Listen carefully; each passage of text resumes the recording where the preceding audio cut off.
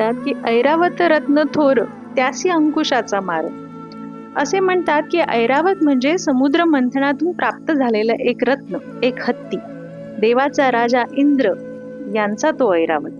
जरी तो देवाचा हत्ती असेल, जरी तो रुबाबदार असेल, जरी तो देखणा असेल, जरी तो समुद्र मंथनातून प्राप्त झाला असेल, तरी देखील त्याला भार वहावाच लागतो.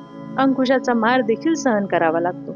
म्हणून संत तुकाराम महाराज म्हणतात की मला लहानपण दे, म्हणजे माझा अहंकार कमी कर. जया अंगी मोठेपणा तया यातना कठीण. इथे बघा, या ओवीमध्ये 2 प्रकारचे अर्थ निघतात, एक नकारात्मक अर्थ आणि एक सकारात्मक अर्थ.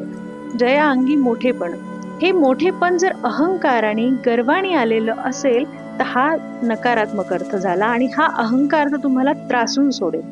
परंतु सकारात्मक अर्थ असा की ज्याच्या अंगी मनाच्या मोठेपणामुळे किंवा स्वीकारलेल्या जबाबदाऱ्यांच्या मोठेपणामुळे हा आलेला आहे, त्यांना देखील यातना होतात बरं, ते देखील यातून सुटले नाही.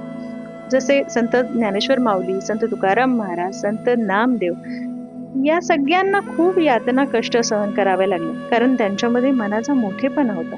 मनाच्या मोठेपणामुळे जरी यातना सहन कराव्या लागल्या असतील ना, तरी त्याचा त्रास कमी होतो, कारण हा मोठेपणा समाजाच्या कामात येत असतो आणि त्याचा आनंद देखील मिळत असतो.